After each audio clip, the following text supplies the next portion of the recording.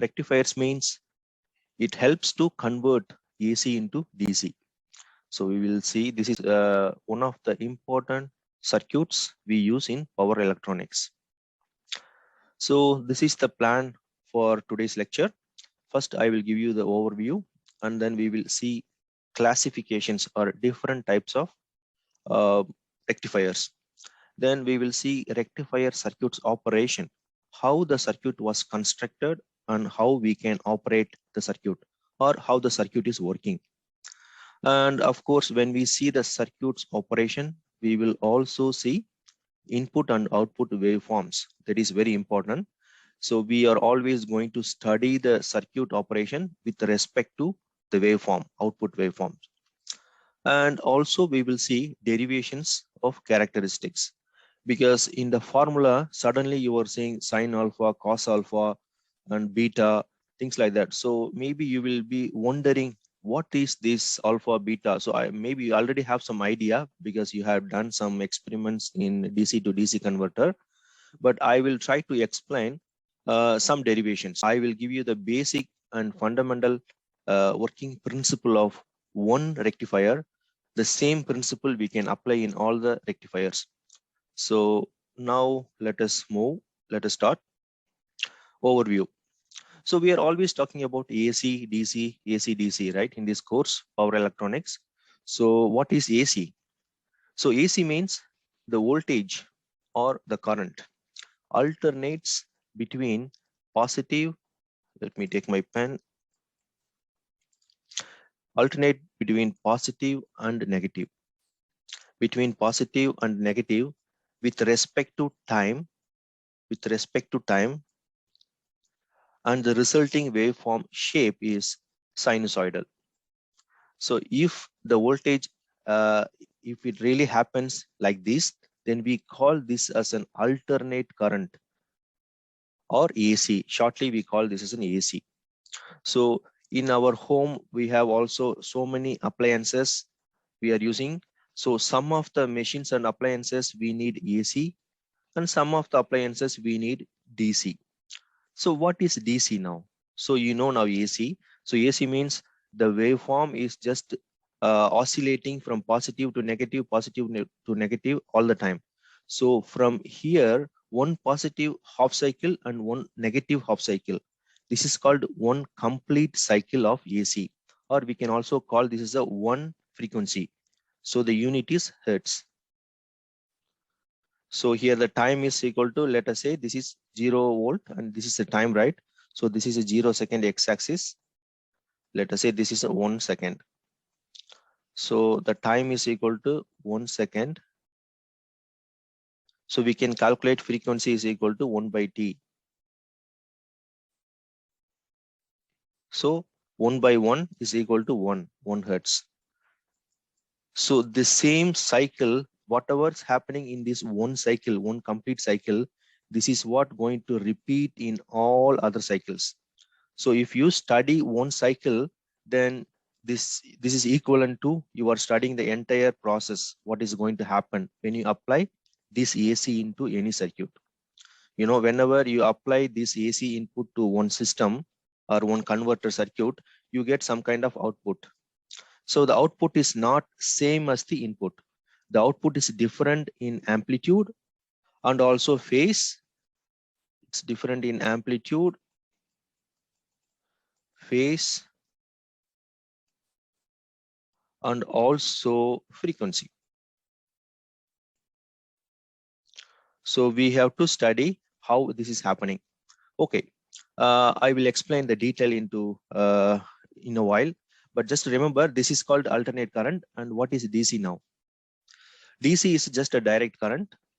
Its direct current supply stays at a fixed regular voltage at all the time. So here you can see, so this is a regular and fixed voltage at all the time. This plus 5 volt, it stays regularly.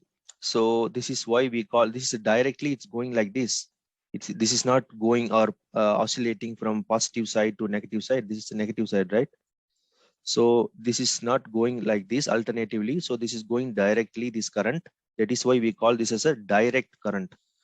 Okay, so now you know AC and DC. In some applications or appliances we use in our home, also in industries, we are using DC power supply. For example, in your laptop, in your mobile phone charging, you need DC power supply. So definitely we need some kind of converters which can convert power from one form into another form. So that is what we are going to study today.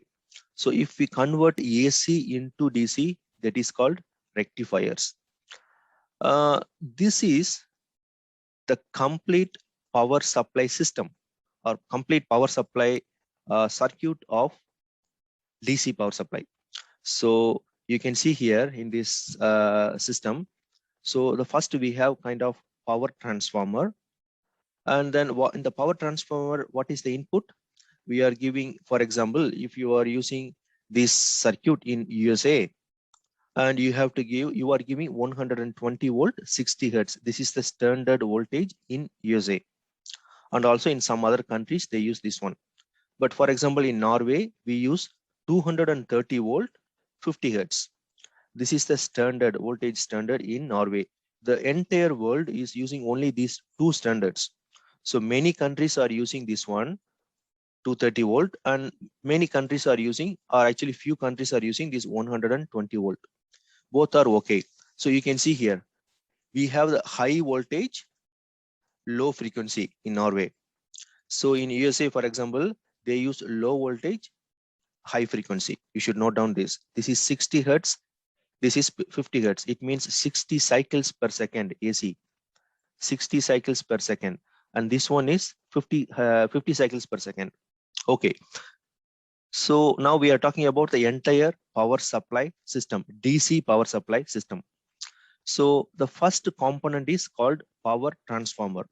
So we are giving whatever the input voltage, the power transformer, it helps to step down the input voltage.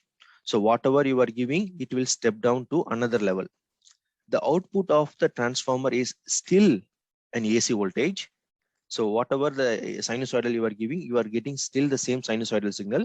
Maybe if you give 230 volt, maybe here you are getting 50 volt. So it's up to the circuit design or up to this power transformer. So power transformer will step down the input voltage and you still have the AC voltage here. And then this AC voltage we are applying into this rectifier circuit. So this rectifier can be constructed by using diode or ACR. These are the two main components we are using to design the rectifier. So what rectifier is doing? It converts AC voltage into pulsating DC. So remember here, this is called pulsating DC. Pulsating DC. So why we call this as a pulsating DC? According to the definition of DC current, the DC current supposed to be directly going like this without any bump. But here you can see here the waveform is going like this and then like this, like this. So this we call technically as a pulsating DC. But we do not want this pulsating DC. We want smooth and nice regular voltage. So we need to have the filter. So the filter is nothing but just a capacitor. The capacitor will charge this and then discharge, and then it will smooth as much as possible. So that is why we call this as a smoothing filter. Okay, so the filter is helping us to reduce these pulsating levels, but still the output of this filter is not pure DC like this. Still we have some kind of small impulses. This is called ripples. RIPPLES, ripples. So this is called ripples. So we do not want any ripples in the output. Still our goal is we want pure and perfect DC, because the definition is a fixed regular voltage at all of the time. So we want that one. So then we need to give the output of this filter to this voltage regulator. So for example, the voltage regulator is nothing but just, it can be some kind of IC. For example, we can use IC 7812. This is also made from some power semiconductors. Okay, so this will have 3 pins. You are giving one input to this one, and another pin will be grounded. Of course, this is the common one to make the circuit complete, and then we will have one output. So this voltage regulator will regulate, and it means it will remove all the ripples, and it will produce very smooth and fixed voltage at all the time. So this is then the load can be anything. So maybe, for example, this is your laptop charger or your laptop battery or your mobile phone battery or any other application. So load can be anything. The load may be a resistive load or inductive load, or it can have energy, or the combine, or it can be, sorry, this is inductive. Inductive is L. Inductive load or the combination of these. So E means what? E means that is indicating the battery. So battery, we can just say something like this symbol. So the battery is like this. For example, you are charging your mobile phone, right?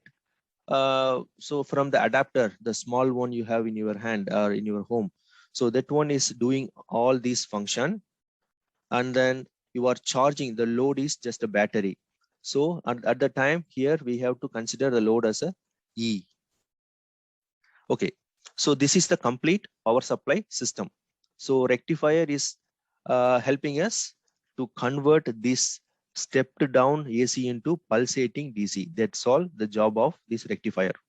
Filter, you can see here, the filter is just also converting this pulsating DC into rippled DC. Pulsating DC into rippled DC, and the voltage regulator is converting this rippled DC into pure DC. So this is the complete power supply, DC power supply system. So here we converted 230 volt 50 hertz power supply input into 12 volt DC. Today our focus is only on the rectifier. We are going to study only how the rectifiers are working, what are different types of rectifiers. So what are the classifications? What are different types of rectifiers? First, depending upon the period of conduction, we can classify into half wave rectifier, full wave rectifier. So it means half wave, full wave rectifier means what? We know the definition of AC, right? Where is the AC? This is the AC. So AC have the positive half cycle, and then it has a negative half cycle. So this is the one full cycle. So if the rectifier can pass, it can conduct only half cycle of the input signal, then that is called half wave rectifier. Or if the rectifier can conduct both positive half cycle and also negative half cycle, the full cycle, then we call that rectifier as a full wave rectifier. Half wave rectifier, full wave rectifier. So okay, this one is it's like this. And depending upon the connection procedure, you can also call this as a bridge rectifier or center taped rectifier. Bridge rectifier means we will have 4 diodes like this. It will be like a bridge. So here we have one diode, here one diode, here one diode, here one diode. And then you can give the input and you can take the output.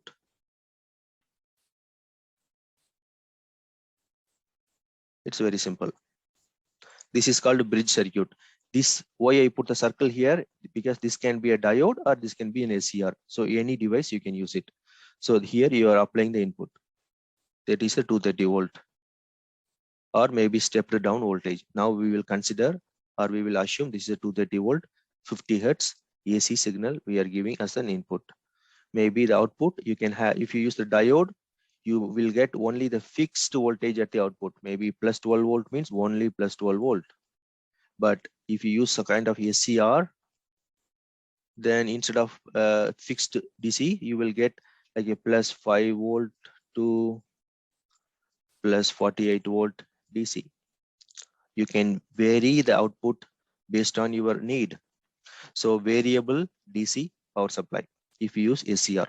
So you can see, okay, we will see that later. By using SCR, you can control the output from 5 volt to 48 volt. This is just for an example. But if you use diode, you cannot control the output. You will get only the fixed voltage. That is the difference. Okay. That is bridge rectifier based on the connection procedure. This is one type of connection procedure. And another one is called center taped rectifier. So remember, here we had seen the transformer. So if we use this kind of transformer to supply the input, then you can also center taped. You can just take one, the tape, we have the tape water, right? So we are just taking some kind of connection from the middle of the transformer, and then you are connecting one diode here in the rectifier, and then you are connecting one diode here, and then here you are connecting the load. So this is called center taped rectifier. If you use this kind of component inside the rectifier, then that is called center taped connection. So this is called center taped rectifier. We will see everything now. So important points to be considered while analyzing the various rectifiers. So you need to consider these 4 important factors when you choose the rectifier. This is the classification of rectifiers. So we can classify into single phase, 3-phase rectifiers. In each category, still we can further classify into half wave and full wave, half wave and full wave. It means single phase half wave rectifier, single phase full wave rectifier. So I told you, if it contacts only half cycle of the AC, then this is called half wave. If it contacts both positive cycle and negative cycle, then we call this as a full wave rectifier. So when you build the circuit, you can use diode or ACR, silicon controlled rectifier. So diode or rectifier, ACR. If you use the diode, then that is called uncontrolled rectifier. If you use ACR, then that is called controlled rectifier. So if you can simply say, for example, if I take this one, this side, so this is called a single phase, half wave, uncontrolled rectifier. Or if you take this direction, single phase, half wave, controlled rectifier. Similarly, single phase, full wave, uncontrolled rectifier, single phase, full wave, controlled rectifier. Semi-controlled means you are using both diode and ACR. Then this is called a semi-controlled rectifier. The load can be anything. It can be a resistive load or inductive load or the combination of resistive and inductive load, diode. And also it can be R and E, that is the battery energy source as the load together with the resistor. So the loads can be anything. So if we really study into the detail of these rectifiers, we have to study each circuit and we have to apply different loads and see the formulas, and we have to derive how the output voltage is, how the output current is, how the ripple factor is, and so on. So we will try to cover only this R, L, or maybe we will cover only R and RL. So just remember, the classification is very simple: single phase, 3-phase. So whatever the power supply you give, if you give a single phase power supply or 3-phase power supply, then this is half wave, full wave, and then it's uncontrolled in each. So if you apply in all the rectifiers, you are applying the fixed AC. So for example, that is the 230 volt or 120 volt. It's according to the country where you live. So fixed AC, and based on the component you are using inside the rectifier circuit, you will get at the output either fixed DC or variable DC. If you use, for example, thyristor or ACR, then you can control that by triggering its gate terminal. So that is called firing angle. So by triggering the gate, you can change the output value, variable DC.